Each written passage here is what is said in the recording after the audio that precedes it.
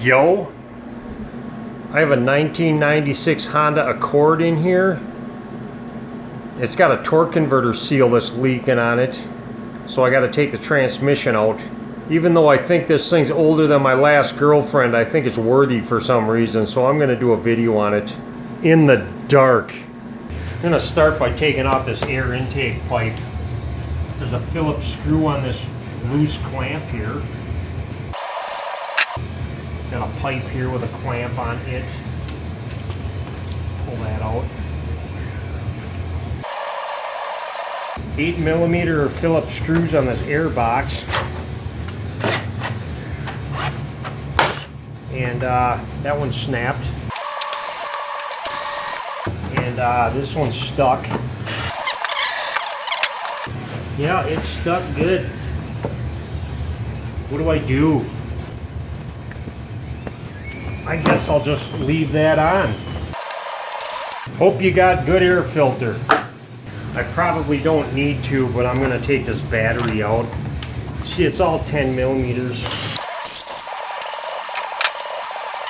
Funky little hooky things on there. Always take off and the negative first and put on the negative last. I'm going to take this transmission mount off because I got to get the starter out. It'll just be a little easier if I just take this out. It's really rusty, so I hit them bolts with a little deep creep. Maybe it'll help. These are 17mm. This is a 17mm as well. Oh, I got one more. I forgot about one. The engine dropped a little bit when I took this bolt out, so I jacked it up a little bit. There's one more 17mm I forgot about. I can take this mount out, I hope. Now I have a starter I'm going to need to remove. This is a kick-down cable here. Get that out of the way. Got a hose I'm going to get out of the way. Radiator hose. I'm just going to lift that up like that. And I got a protector here for this 12mm on the positive on the starter. And then this is just a regular flat connector that just pulls out. I'm going to try to turn this inside out. 12mm. I have two 14mm to get this starter out.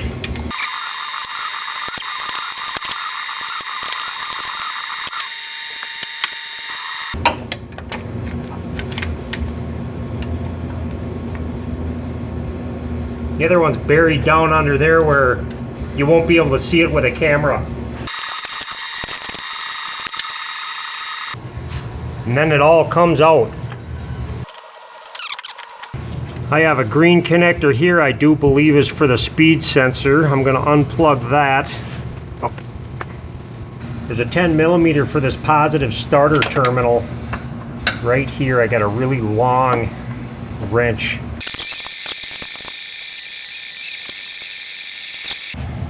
This kick-down cable I'm going to take out with the transmission. The 10mm here. And these cables, they come off just like bicycle stuff. Just like that. There's a few other sensors I need to unplug. One of them's right here. There's a speed sensor in the back. Right there. And these two shift solenoids, they all need to be unplugged. I have a pair of transmission fluid lines I'm going to disconnect. I got a drain pan on the ground. The factory's probably going to have pinch clamps, but this has got screw clamps.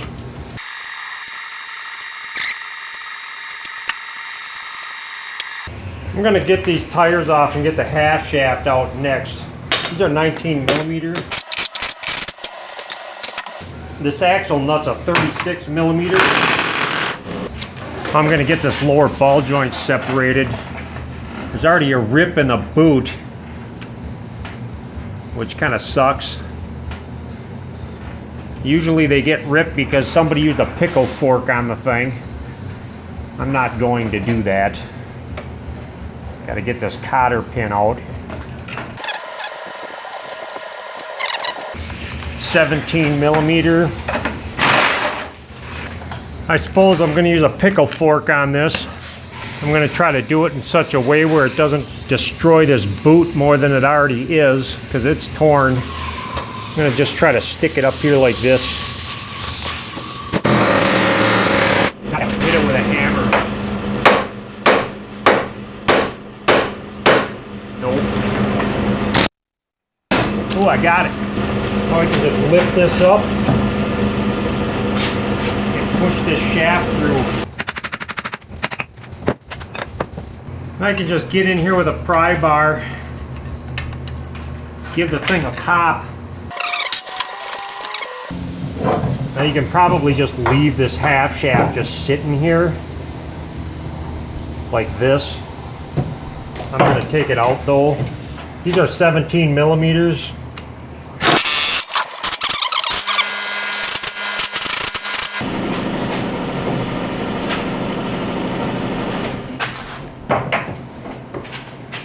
Now I can just pull this out of the way, take it out.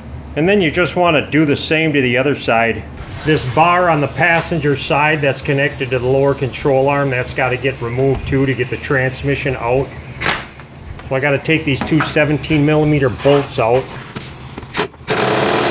And they're very, very tight. Try to bust them loose. My impact's not doing it for me. There's a few 10 millimeters here and there to get this cover off.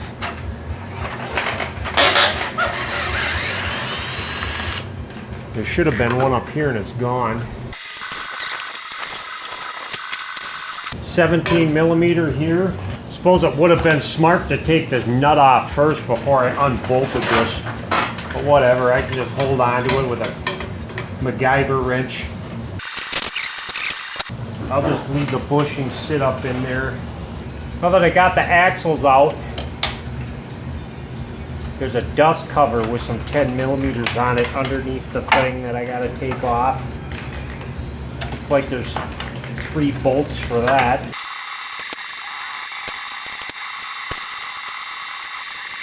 It looks like it's not going to fall out unless I take this shifter cover off. These are all 12 millimeter. Looks like there's 3 of those. Now I can get the shift linkage off. There's a tab here that secures it. I gotta bend back. I can just take this out and pull this out of park. That way I can get to it. 10 millimeter. I can slide it out. I can start taking out my torque converter bolts now. I got a 19 millimeter on my harmonic balancer so I can turn the engine over. And I got a whole bunch of 10 millimeters I can get at here.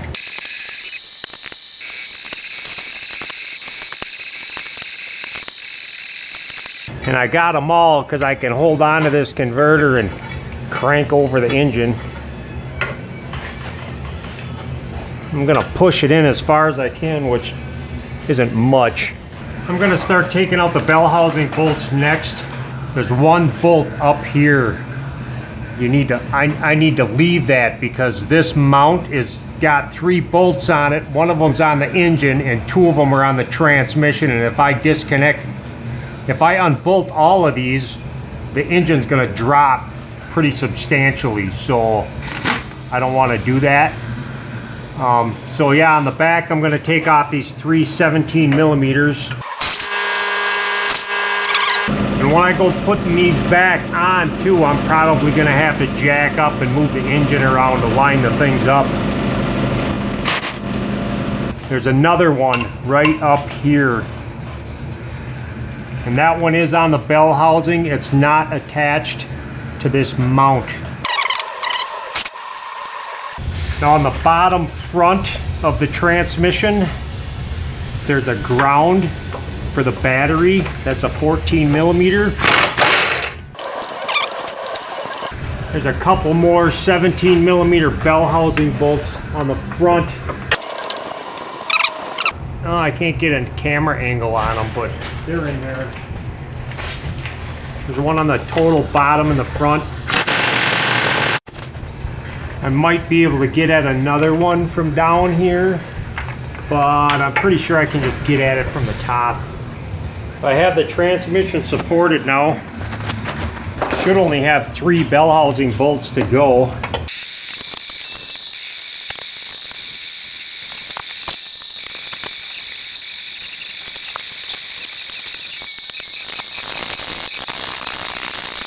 I'm just gonna pull this back and I'm gonna gradually take it out nice and slow.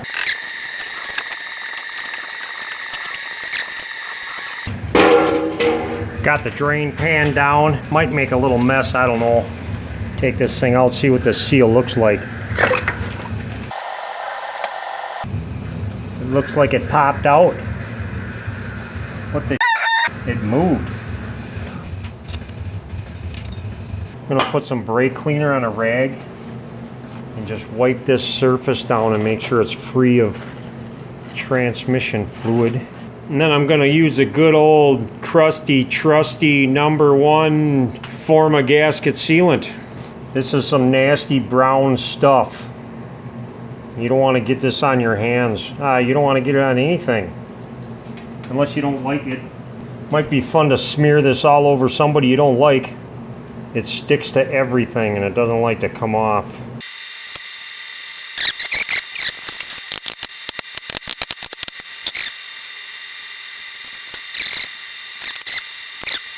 I can tell this is in all the way because if I put a straight edge on here, I got that much room. See that? So I know that's in all the way. If it was outside of this bell housing, then it won't be in far enough. Time to stick it back in the hole.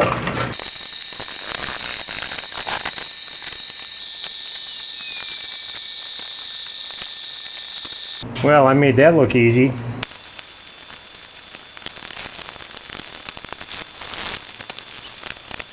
I'm gonna get this transmission jack out of here.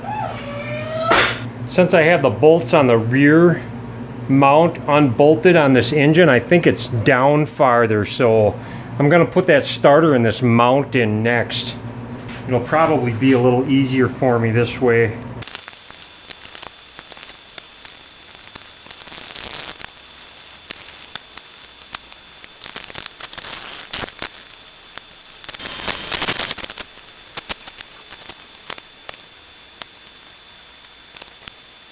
I'm going to need to jack up on the back of this transmission a little bit to line up this mount. Give it a little pry bar action.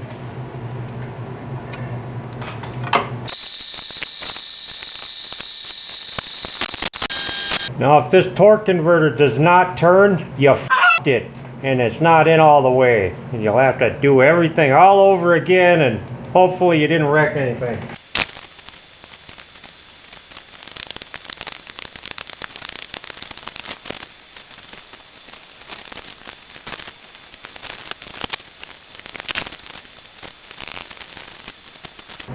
It's time for the bar thing.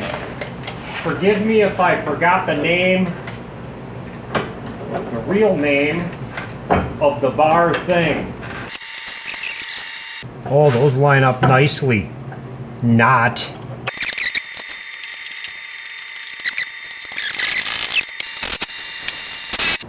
I'm gonna go for the bigger 3-foot pry bar. There's a little keeper clip in there. Just hammer it a couple of times like that. It should go right in.